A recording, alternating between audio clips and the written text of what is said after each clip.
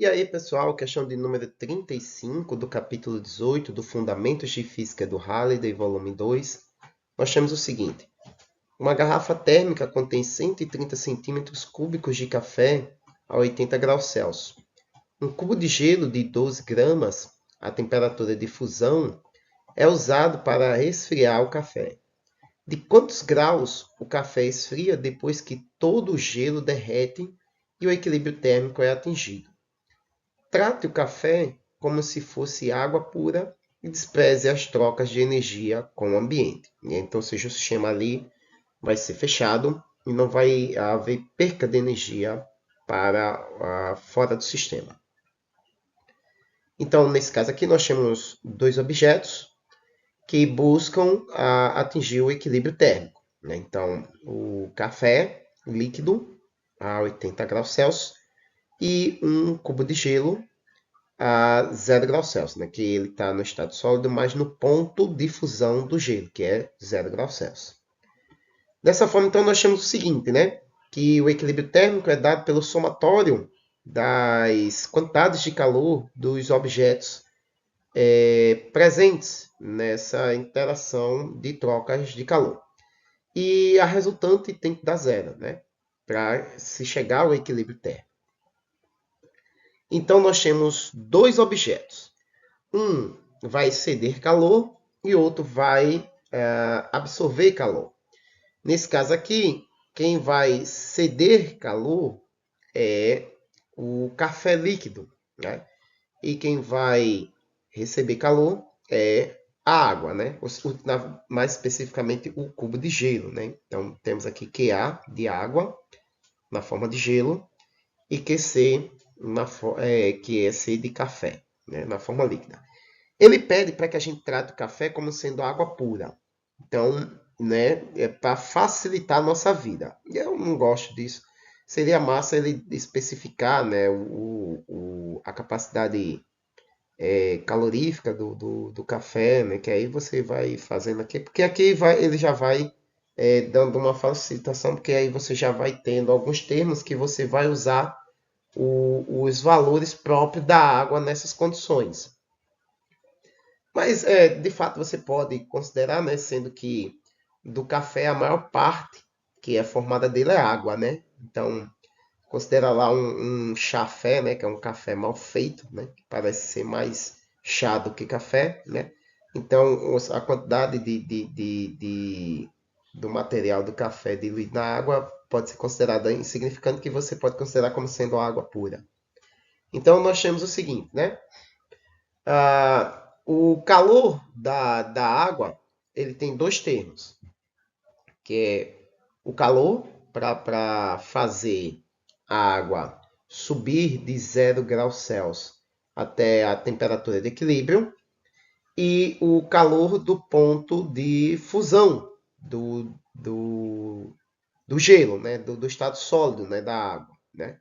Que antes que ele suba a temperatura, você tem que liquefazer o gelo, né? Ou seja, fazer ele transicionar do estado sólido para o estado líquido. Aí, depois que se termina essa transição, aí ele sobe a temperatura. E aqui temos o termo final, que é a quantidade de calor que o café vai ceder.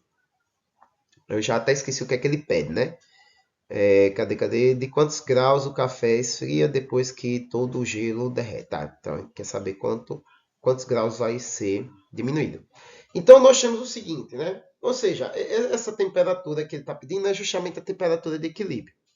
Então, nós temos a quantidade de calor da massa de água, né, que vai ser dada pelo calor específico da água, vezes a massa dela, vezes a variação de temperatura, que vai de zero até essa temperatura de equilíbrio.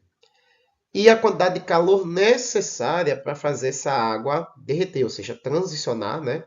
Fazer uma transição de fase do sólido para o líquido, né? Que é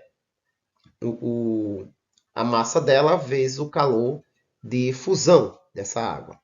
Menos a quantidade de calor contida nos 130 centímetros cúbicos de café, que é dado pelo calor específico desse material, só que como a gente está tratando ele como água pura, então esse calor específico vai ser o mesmo da água.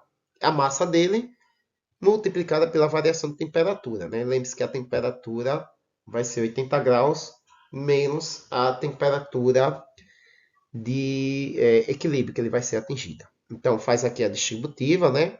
Que lembre-se, né? Nós temos aqui uma distribuição, né? Faz a distributiva aqui e aqui. Então vamos ter essa equação aqui junto aos termos semelhantes, né? Que é a nossa temperatura, colocando ela em evidência e vamos isolá-la, né? Esse termo aqui estava negativo, vai positivo. Esse estava positivo, vai negativo.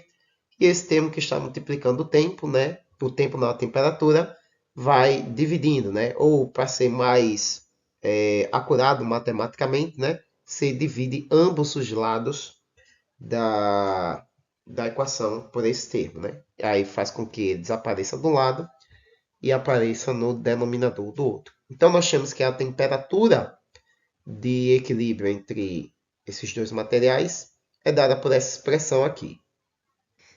Tudo que a gente faz agora é substituir os valores. Então, nós temos 80 graus Celsius vezes o calor específico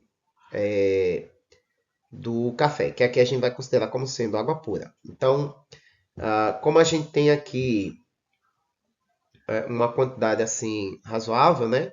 A gente vai usar em termos de energia, né? Para poder deixar nas mesmas unidades. Então, calor específico, 4.186,8 joules por quilograma.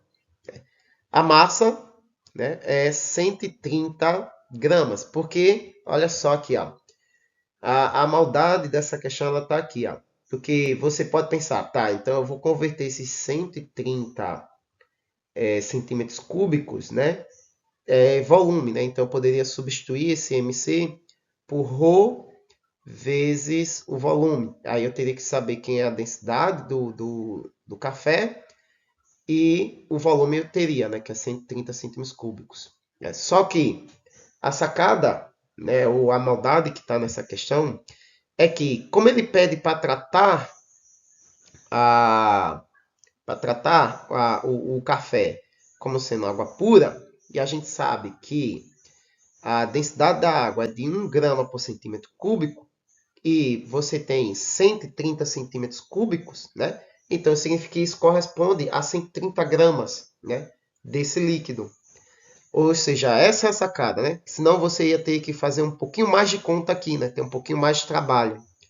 Então, a massa do líquido de café é 130 gramas, porque como ele está pedindo para tratar como sendo água pura, 130 centímetros cúbicos de água é 130 gramas, entendeu? Então, está aqui 130.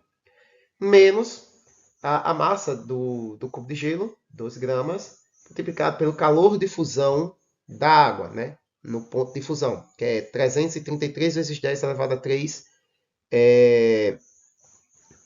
joules por grama.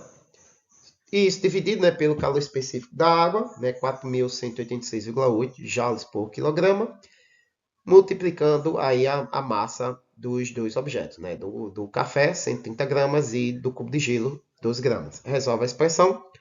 Nós temos então aí 66,5 graus Celsius.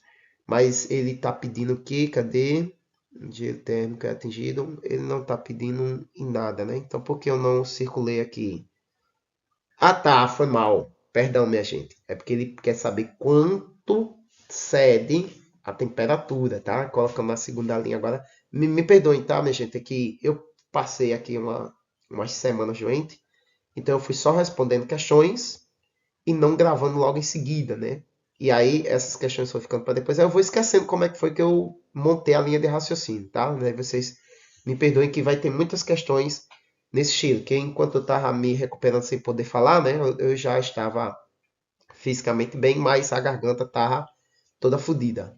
Aí eu não podia gravar. Vocês podem notar que a minha voz ainda está um pouco fanha, né? Que eu ainda estou melhorando, né? Então, e aí, muito tempo depois, né, eu vou esquecendo como foi a linha de raciocínio para a resolução, tá? Aí, de vez em quando eu cometo essas gafas. Então, ele pede aqui o quanto que a temperatura cedeu. Então, ele estava a 80 graus Celsius, caiu para 66,5 graus Celsius. Então, a temperatura tanto do cubo de gelo, quanto que derreteu, né, quanto da garrafa de café, entraram em equilíbrio térmico a 66,5 graus Celsius. E aí a pergunta é, quanto cedeu de temperatura? Né? Então, 80 menos 66,5, que aí vai dar 13,5 graus Celsius. Então, a variação de temperatura foi de 13,5 graus Celsius, né, para o café. Muito bem, pessoal. Espero que tenham acompanhado a linha de raciocínio comigo até aqui. Curtam, compartilhem, se inscrevam no canal para receber mais. E como sempre, aí no final, dúvida, crítica e sugestões aí embaixo na caixa de comentários. E até a próxima questão.